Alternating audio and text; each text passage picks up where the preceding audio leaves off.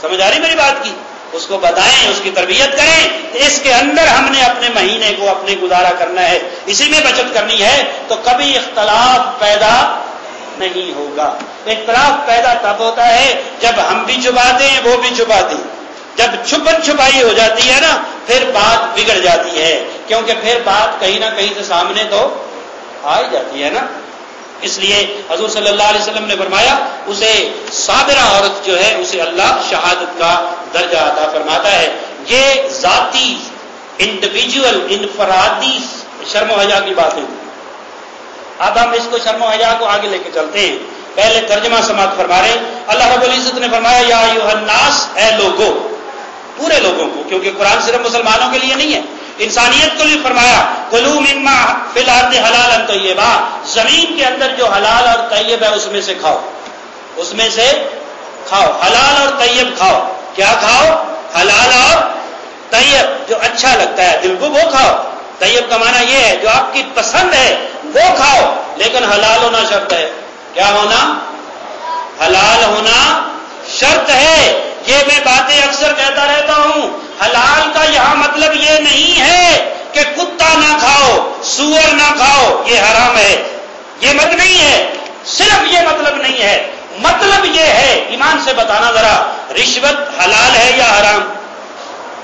جی آپ کہیں گے نوٹ ہیں جناب، کیا ہے وہ تو حلال حرام، بسم اللہ اللہ اکبر کہاں سے آ گیا؟ اس پر تو تکبیر نہیں ہو سکتی ہے۔ کرپشن حلال ہے یا حرام؟ جی نہیں پتا؟ نہیں پتا تو بھگتو پھر، ٹھیک ہے۔ اب یہ میں کہنے کا مطلب یہ ہے کہ یہ چیزیں بھی حرام ہیں، اور قرآن نے کہا حلال کھاؤ، اور صرف مسلمانوں کو نہیں پوری انسانیت کو کہا حلال کھاؤ، اور جس کے پاس زیادہ بس ایسے چانسز ہیں حرام میں پھنسنے کے، اس کے لیے تو زیادہ احتیاط کی ضرورت ہے۔ اور فرمایا ولا تتبعوا خطوات الشیطان، شیطان کے نقش قدم پر مت چلو۔ اس کا مطلب کیا ہے؟ جو حلال اور طیب نہیں کھاتا وہ کس کے پیچھے چل رہا ہے؟ شیطان کے پیچھے۔ کس کے پیچھے چل رہا ہے؟ شیطان کے پیچھے، چونکہ اس حرام سے گوشت بنے گا، اس حرام سے خون بنے گا، اس حرام سے جسم بنے گا۔ جب اس کے اندر وہ خون گردش حرامی خوراک کا کرے گا تو اس سے اچھے کام کی توقع، بولے آپ دیکھ رہے ہیں کوئی اچھا کام نہیں ہو رہا۔ اس کی وجہ یہ ہے کہ ان کے اندر، ان لوگوں کے اندر خون حرام کا ہے، غذا حرام کی ہے۔ اس لیے شیطان جو پٹیاں پڑھاتا ہے وہ کرتے ہیں۔ اب آگے اس کو بات کو کھولیں، ایک میڈیکل سٹور والا یا ایک ڈاکٹر جو ہے اس کے پاس جو ایکسپائری دوائی پڑی ہے اس کی وہ ضائع جانی ہے یا کمپنی کو واپس ہو جانی ہے؟ جی ضائع نہیں جانی، اللہ کے بندو آپ کا تو نالج ہی کوئی نہیں ہے، کمپنی کو واپس جائے گی۔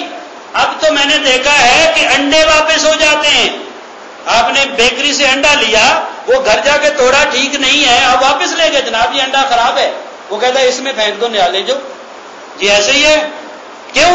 اس لیے کہ اس نے کہنا ہے اس کا ہم نے کیک پیس بنانا ہے، اس کے ہم نے بلا بلا چیزیں بنانی ہیں، یہ آپ کے پیٹ میں جانا ہے، تو ضائع نہیں ہوتا۔ کہنے کا مطلب یہ ہے کہ دوائی ضائع نہیں ہوتی، وہ کمپنی میں چلی جائے گی، اس کو ری سائیکل کر کے وہ دوبارہ بنا دیں گے۔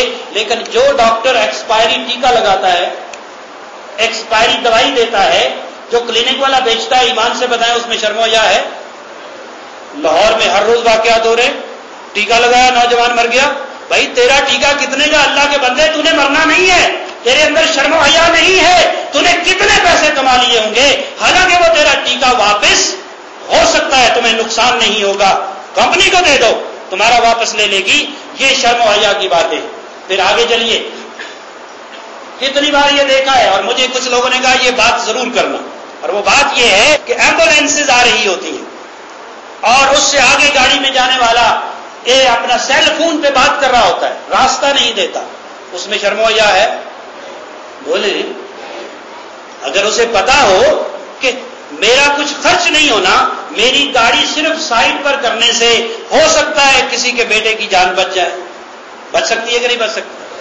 وہ گاڑی سائڈ پہ کرے گا، وہ جلدی ہاسپٹل میں چلے جائیں گے، اس کی جان بچ سکتی ہے، لیکن وہ راستہ نہیں دیتا، اس کے اندر شرم و حیا نہیں ہے۔ اور پھر میں نے یہ بھی دیکھا ہے ایمبولینس کے پیچھے گاڑی دوڑا دی ہے، ایسے دیکھا آپ نے کبھی؟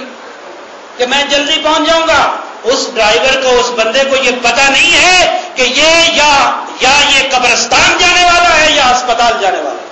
بھئی ایمبولینس دو جگہ بھی جائے گی نا، یا قبرستان جائے گی، مردہ خانے جائے گی، یا پھر ہاسپٹل میں جائے گی. اور جو پیچھے گاڑی دوڑا رہا ہے اس نے کہاں جانا ہے؟ اس نے تو گھر جانا ہے، اس نے تو دفتر میں جانا ہے. ہمارے اندر یہ ٹریننگ نہیں ہے خدا را. میں اس لیے کہتا ہوں کہ دین کو اس طرح سمجھیں. اگر شرم و حیا کی باتیں ہوں، ایک طرف لاشیں گر رہی ہوتی ہیں اور دوسری طرف لوگ کہہ رہے ہوتے ہیں یہ کراچی میرے دل کے پاس رہتا ہے. کہاں رہتا ہے؟ خدا کی قسم اوپر لگ رہا ہے کہ لوگوں کے گھر جلے ہوئے ہیں، لوگ عورتیں رو رہی ہیں، ماتم کنا ہیں، اور نیچے اس گورنمنٹ کا ہیڈ کہتا ہے سندھ صوبہ میرے دل کے قریب رہتا ہے. ایمان سے بتائیں شرم و حیا سے خالی ہے؟ شرم و حیا نہیں. میں نے یہ شروع سے کنکلوڈ کر رہا ہوں، جب شرم و حیا نہیں ہوتا تو پھر زبان پر کنٹرول نہیں ہوتا. پھر جو بات دل میں آتی ہے، جو بات ذہن میں آتی ہے، انسان کرتا چلا جاتا ہے. تو اللہ رب العزت نے تو فرمایا شیطان کے پیچھے نہ چلو، انہو لکم عدو مبین، یہ تمہارا کھلا دشمن ہے. مانتے ہو؟ یہ مانتے ہیں دشمن یار ہے، بیلی ہے، ہم نے اسے چھپا کے رکھا ہوا ہے. اقبال نے کہا جو میں سر پہ سجدہ ہوا کبھی تو زمین سے آنے لگی صدا، تیرا دل تو ہے صنم آشنا، تجھے کیا ملے گا نماز میں. دل بت میں اس شیطان کو اندر رکھا ہوا ہے، بغل میں رکھا ہوا ہے. ہمارے اندر وہ خون کی طرح گردش کر رہا ہے اور ہم جناب کہتے ہیں اللہ کی بات تو ہم نے نہیں ماننی. ہمارا دشمن کون ہے؟ جی ہمارا دشمن کون ہے؟ اور میرا تایا دشمن ہے، میرا کزن تمہارا دشمن ہے، یہ ہمسایہ دشمن ہے جس کو قرآن نے کہا، حدیث نے کہا المسلم اخو المسلم، مسلمان مسلمان کا بھائی ہے. آج اسے ہم نے کیا بنا دیا؟ دشمن بنا دیا. اور جو دشمن تھا اسے پہلو میں رکھ لیا، اس کی بات مانتے ہیں. اور پھر آگے اللہ نے فرمایا یہ جو شیطان ہے نا، یہ کیا کہتا ہے؟ انما یامرکم بالسوء والفحشاء، یہ شیطان تمہیں بے حیائی کی، برائی کی دعوت دیتا ہے، حکم دیتا ہے جناب ایسے کرو، ایسے مال بناؤ، ٹھیک ہے، اس طرح کرو. اب میں اس کی تفصیل میں نہیں جانا چاہ رہا. اس طرح کرو، یہ طریقے ہیں، اگر ان پر عمل کرو گے تو پھر جناب تمہارے بستر کے مخاب کے ہوں گے. تمہارا گھر 12 ایکڑ پر مبنی ہوگا، تمہارے گھر کوئی ڈیفنس میں، کوئی اسلام آباد میں ہوگا، تمہارے آگے پیچھے پروٹوکول ہوگا. شیطان یہ ساری باتیں سکھانے کے بعد اس کے اندر گردش کرتا ہے، پھر وہ ان پر عمل کرتا ہے، ان پر عمل کرتا ہے. ایمان یہ ہے، یاد رکھیں، اسلام یہ ہے، حکومت یہ ہے، یا شرم و حیا یہ ہے کہ حضرت عمر فاروق رضی اللہ تعالی عنہ کے سامنے ایک مرتبہ گھی والی، اسے پنجابی میں کہتے ہیں چپڑی ہوئی روٹی رکھی گئی. کون سی روٹی؟ بولے ذرا سارے بولے. گھی لگی ہوئی پراٹھا سمجھ لیں، پراٹھا آپ کے سامنے رکھا گیا، آپ نے کھایا نہیں ہے. کھایا، یہ میں بڑے بڑے لوگوں کے کرداروں پر بات کرنا چاہوں. کھانے کے بعد ڈکار لگا کے کہتے ہیں بڑا اچھا تھا، کدھر سے آیا ہے.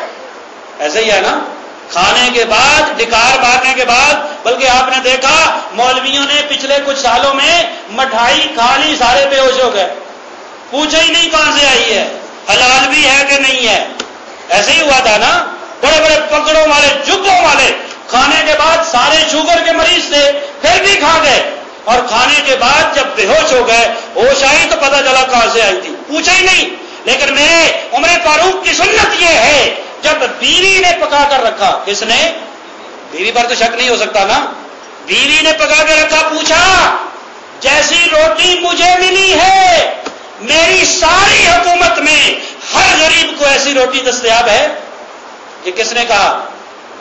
عمر فاروق نے کہا جیسی روٹی میں کھانے لگا ہوں ایسی روٹی میری اسٹیٹ کے ہر بندے کو حاصل ہے. روٹی کپڑا مکان کا نعرہ لگا کر لوگوں کا خون چوسنے والوں، کبھی اسلام کی تاریخ کو پڑھا ہوتا.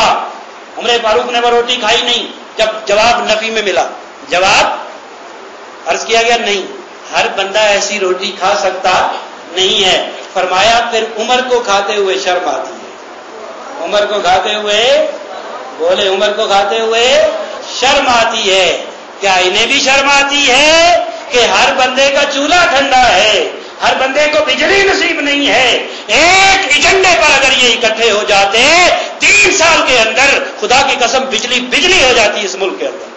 لیکن ہم خور ہیں، بے حیا ہیں، شرم نہیں ہے. جب عمر فاروق روٹی نہیں کھاتے اور فرماتے ہیں یہ روٹی میرے حلق سے نیچے اس لیے نہیں جاتی کہ مجھے شرم آتی ہے کہ میرے اس ملک کے اندر اسلامی سلطنت کے اندر ہر بندے کو ایسی روٹی حاصل نہیں ہے، تب تک نہیں کھاؤں گا جب تک ہر کوئی نہیں کھائے گا. یہ اسلام ہے. اللہ ہم کو عمل کی توفیق عطا فرمائے.